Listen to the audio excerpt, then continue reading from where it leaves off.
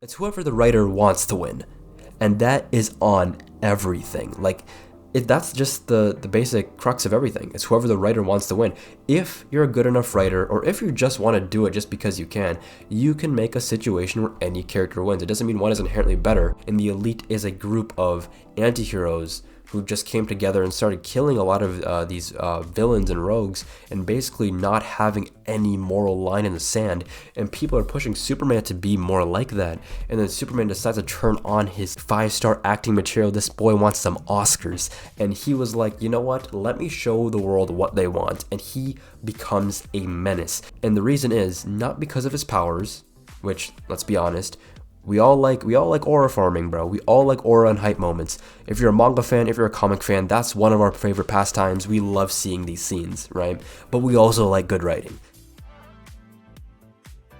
Hey guys, welcome back. I know that the last video that I did really popped off. I got a lot of people new joining my community, this little community that I'm building. I hope you guys return for these discussions. I greatly thank all of you guys for being here. And I guess before we get into this video, I'd like to say a couple of things. So the first thing is, as you might be able to tell from my voice, I am a little bit under the weather, but we just gotta push on through. The second thing, I don't really want to be like a negativity channel. I'm not someone who's just criticizing things for the sake of critiquing it. I think people who have a passion for certain things, like a comics, like manga, like what I have for this medium, they should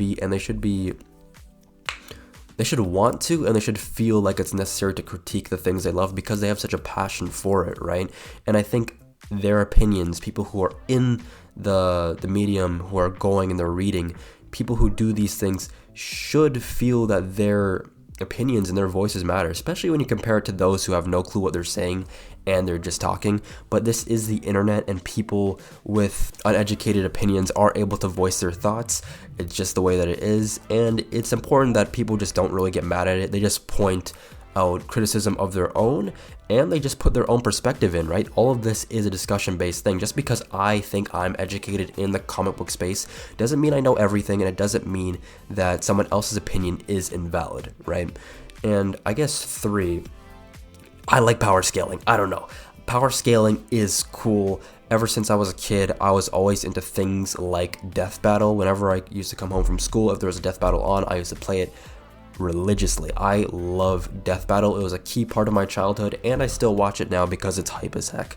And even going forward to today, one of the cool things that I like looking at is respect threads. And if you don't know what respect threads are, they're kind of like a documentation of scans, and scans are like images of panels, comic panels or manga panels, and in these panels they show you basically proof of certain feats and powers and new cool things that these characters do, right?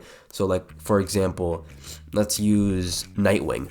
Maybe in a Nightwing respect thread, there would have a scene where there would have like a link to a panel where Nightwing dodges point blank gunfire and maybe hits one of the bullets with his Eskrima sticks. And like, it's like some kind of cool thing like that where they show the character's abilities off and they show how powerful a character is. I have no problem with that. I have no problem with YouTubers who focus on power scaling, because let's be honest, if you're going for the normie perspective, or the normies to come in for the views, you have to market it towards, especially if you're telling stories, if you're reciting, or you're basically promoting, or you're showing off a comic book in and of itself, and you're talking about it and you're reading through it and you're kind of doing like an audio drama type thing.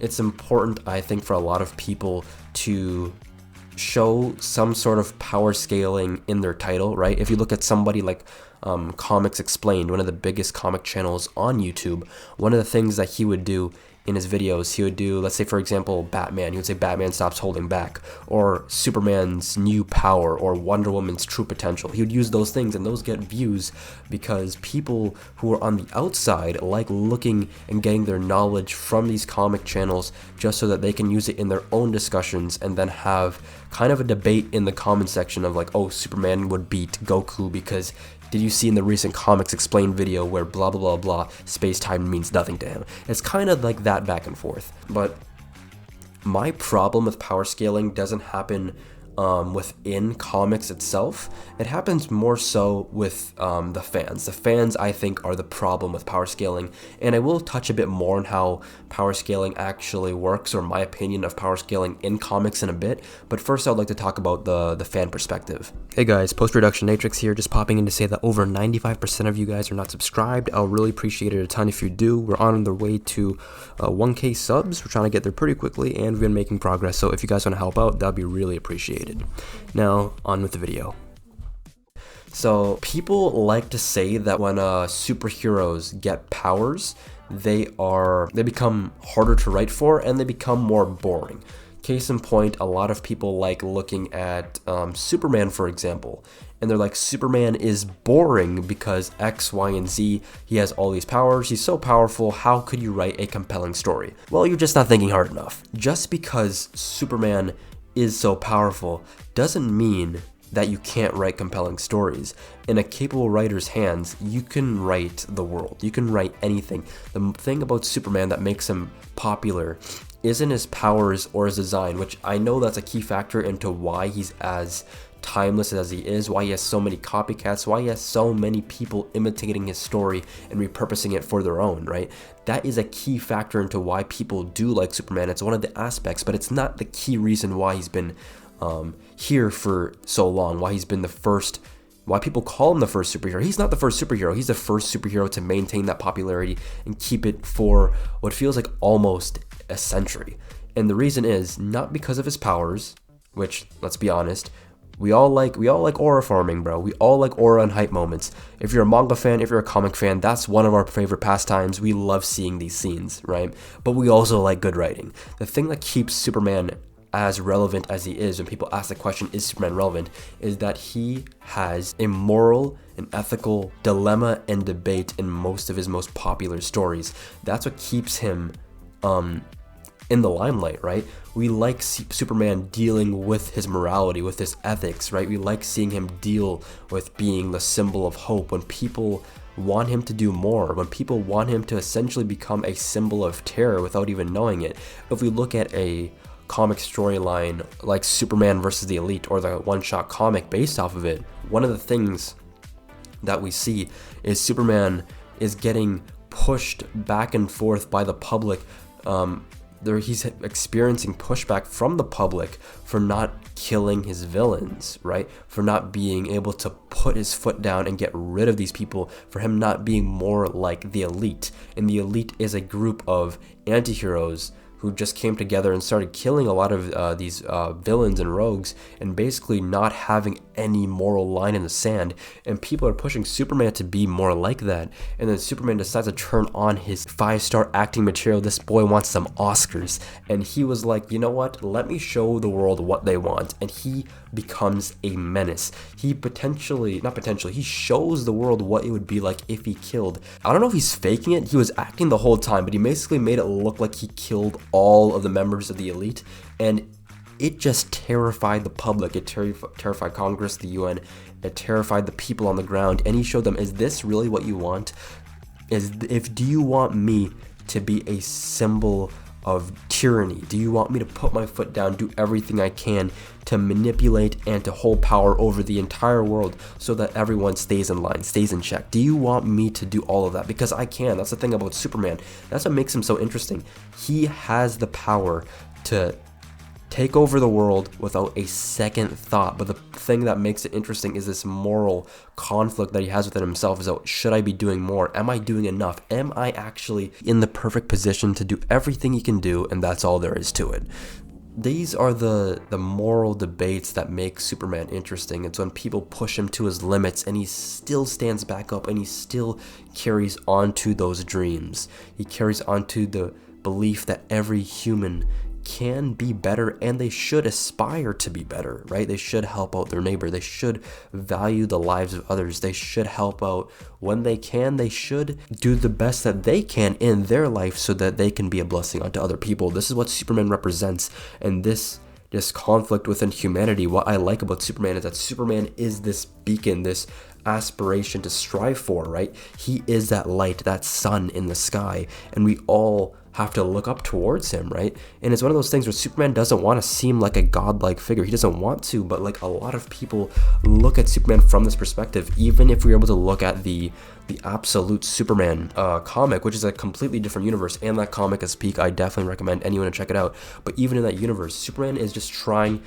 to go on his merry way and help out as much people as he can around the world. And one of the cool things that people from all around the world, they do what you think they would do in a realistic setting. They build a belief system on it. They pray for Superman's rage to get rid of all of these people, to kill all of these people putting their feet on their throat, right? They pray for Superman to get rid of all of them. They feel like Superman has blessed them, and they can't stop thinking about this man in the sky. And that's what makes Superman interesting. It's all of these little aspects that kind of just meld within each other just to create this one ethos and just mythos that makes it so inspiring, but just so it's an interesting and very valid and just cool way to build moral and ethical conversations out of what Superman does, how he influences planet Earth. That's what makes Superman interesting, not the powers that he has, but like even if you look at Wally West and the Flash, Cy Spurrier in his current run has been giving him new powers. He has been giving his twin kids, Giant Eye Ray, new powers. They've been developing and expanding on the Speed Force, right? The powers. And because of that, even if you look at Superman, you have to think about this.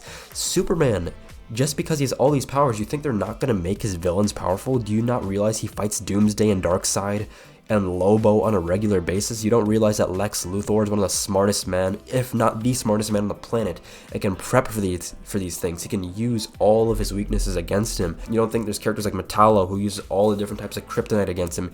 People like Parasite who can absorb his powers.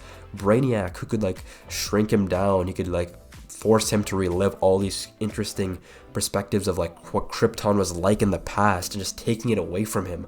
All these this conflict that all these villains can inflict onto Superman. And if you look at Flash, when Flash gained new powers, when Spurrier gave him like sidestepping abilities, teleporting, all these things, his rogues stepped up to the occasion. They prepped, they built their tech up more so that they could fight the Flash. They bided their time. They didn't just like go fight him on a one-on-one. They were hitting him from the shadows, attacking him on every aspect. And then it kind of built up to the point where Flash was now fighting cosmic entities in different realities in the source of creation. And it's all of these great things. And just because he has all these powers doesn't make it hard for writing. When you have all these things, it makes the character more introspective. When you take him off the board, like what they did, what Cy Spurrier did in his Wally West Flash run, he took him off the board for a while so that he couldn't fight the main villain, right? And he was only stuck in his head with his own thoughts, and it makes him like have all these self-realizations and just the self-doubt that he can do it, and that with all of these powers he's still stuck. He can't do anything. He's always been running. He can't stop, right? One of the things is just burnout, and not even just burnout, is that he has to slow down. He's always the Flash. They also talk about the dilemmas that does Wally feel more of himself as the Flash or as Wally, right? It's kind of that Batman Bruce Wayne debate, right? And Wally's like, he loves being the Flash as much as he does being a father and being a husband. If he loves that at the same level, how is there a balance? How do you keep that balance, right? And they also bring up things like Wally's doing all these things, but you have to remember that he just had a baby was just born, Wade West, right? And you see Linda going through postpartum depression, and the fact that Wally is just always on the move, always fighting, and that he's not thinking about like Linda, right? And how her struggles and her problems, right? And there's they always drop this little, it's basically a bar. I love when they say this. Whenever there's like a conflict or something, Wally asks like, how much is he gonna love Linda? And Linda says, until time stands still. And that's the whole thematic thing about this arc, right? Is that time, these cosmic entities want to kill time so that the world is in a perfect state of equilibrium, so that everything is as it should be, that there's no conflict, right? And it leads to Flash just having this, not really dilemma, but feeling that he has to speed up. But the thing is, he has to speed up, he has to do all these things, but he also has to care for his family. It's like he's getting pushed in every direction to be a family man, to be a husband, but like the world is at stake. Do you have the time to do that? Can you balance everything? Can you be a human being? when all this power is put upon you, when you're the Kynosure, when you are the chosen one of the Speed Force, you are its favorite child. Can you be a normal human? That's the question of his run, and that's the things you can do with power scaling and enhancing powers and doing all these things. I think the main issue, though, at the end of the day, that people have is between versus battles, right? As I've said, I think I've said in this video that I like and I love Death Battle. Death Battle has been one of my favorite things, and what people have discrepancies with is the win-loss ratio of characters, right? When Batman wins like 5 rounds against Superman, but Superman could fight Darkseid. I think a lot of people have to realize a lot of these characters, like a Superman, like a Flash, like a Green Lantern, like a Thor, like a Hulk, what they do is they don't actually go full 100% power. People are like, how could he lose against this, and that? How can the Flash get hit by Captain Cold's gun? Well, first of all, Captain Cold's weapon is an area of effect thing that actually it freezes and does a bunch of these cool, it's not even freezing, it does a bunch of things to turn the temperature way below absolute zero. So whenever Flash is in that vicinity, it's already attacking his atoms, right? And the thing about the Flash is that he has 2 states of being. He has his normal state and he has flash time. Whenever flash time is on, it feels like the world is going by slow motion, and he can feel all of that. And speedsters basically have ADHD, maybe not to the level of Impulse. Impulse is a different level of crazy, but all speedsters have that, right? And they don't want to be stuck in that state. They want to be moving, they want to experience the world. So if you're in flash time, everything becomes a standstill, right? So, and that's what gets speedsters caught, is that they don't want to be in that mode, right? And you know, aggravating and how horrible it would feel to be in flash time 24/7. And you also have to build yourself up to that speed as well. So it's also like a lot of these different things where it's like you want to talk to your villains. You have to remember, Flash is one of the most compassionate heroes on the Justice League in comics in general, right? He wants to talk to them, he wants to rehabilitate them, he wants to help them out. And a lot of the rogues, they fight together as a group, and a lot of their abilities, people don't realize that they counteract a lot of the Flash's abilities, like the Heat Wave. Heat Wave's weapons, his fire, they counteract his safety aura. Every speedster has a Speed Force aura that protects them, right? And his heat, this generates like around him, kind of counteracts that. Of course, like Weather Wizard just balances and hits him off his feet, right? Weather Wizard has the AoE attacks, the big massive attacks. Mirror Master catches him slipping, right? He can be able to trap him and push him in different dimensions, because everywhere is a mirror. He can even trap him in his eyelid if he wanted to. All these cool things. These characters are no joke, by the way. These guys are smart characters. And if you see something like a Superman and Batman, you have to realize, even Superman himself says this, he doesn't go all out against Batman. He actually lets Batman win a couple of his fights, and he even says that it's because a lot of times Batman kind of just needs to get it out a bit, and it's like, you know what, I can be that, right? I have like crazy regen powers, I have a crazy durability, I'll be fine, right? So, and you also have to realize that the win-loss ratio between a lot of these characters are based on the writer. It's what Stan Lee said, right? It's not that deep. One of his famous quotes that keeps getting brought up, and it's for a good reason, when he says Spider-Man versus the Thing. He's like, it's whoever the writer wants to win, and that is on everything. Like, that's just the basic crux of everything. It's whoever the writer wants to win. If you're a good enough writer, or if you just want to do it just because you can make a situation where any character wins. It doesn't mean one is inherently better, and a lot of people, a lot of fans, and a lot of normies got to realize that a lot of the time, these characters are not going 100%. They are holding back, especially when you see superpowered characters against street level. They aren't trying to kill them. And even if they are, a lot of the superpowered characters, or a lot of the street level characters, have been trained to become superhuman. And people are like, oh, this character, Batman, Daredevil, they aren't human, they can do this, and that. But if you look at other fictional universes, when you see ninjas are normal humans and they're getting trained, they train themselves to become superhuman in and of itself. They become peak human, the peak of what human potential can be. If you look at Captain America, he is the peak evolution of human potential, but he still has superhuman strength. You know what I mean? It's that type of thing. He could still lift 4, 5, 6 tons. So it's like, just because they're said to be human doesn't mean that it directly correlates to what human is in our reality. Even Amanda Waller considers Batman a metahuman, so that already cancels out a lot of the arguments right there and then. And he's like a high level intellect as well to do a lot of the prep time stuff that we know him to do. And the thing is, Batman as a character, people gotta realize this, Batman actually gets beat up most of the time. His win-loss ratio for them against superpowered beings should probably be neck and neck, because the thing about Batman is that he loses 1, 2, 3 times, and then he prepares and builds himself up to defeat them, right? He is the ultimate underdog. He is a person we root for because he's at the bottom and he fights and fights and fights, and he thinks and thinks until he can beat that character, right? And a lot of times he's looked down upon, right? A lot of people underestimate him because 1, he's just a human, quote unquote, and 2, they've likely already beat him up pretty badly a couple times, right? And Batman uses all these things to his advantage. It's not bad writing, it's that he's able to use his intelligence, his resources, his enemies' ego, right? Them bolstering themselves up, them hype manning themselves. A lot of the people that he fights, like a Darkseid, they got mad people on their side to hype them up too, right? So it's these types of things. And a lot of the times he doesn't even win in a fist fight. He wins in a thinking battle, right? If you look at Batman and Superman Apocalypse, that animated movie, or even just a Superman Batman comic book, he doesn't win against Darkseid in a one-on-one fight. He wins against Darkseid because he tells him that he's armed all of his spores, his hell spores, to go off and blow up Apocalypse if he doesn't forswear Kara Zor-El, if he doesn't forswear Supergirl, right? He does a lot of these fights, he doesn't really win, he just outthinks, outsmarts them, which is just cool. That's just pure aura in my book. So either way, guys, what do you guys think? This is a very complex issue with so many fascinating moving pieces, and there's not one right or wrong answer, right? You can have any opinion that you want, it can still be valid.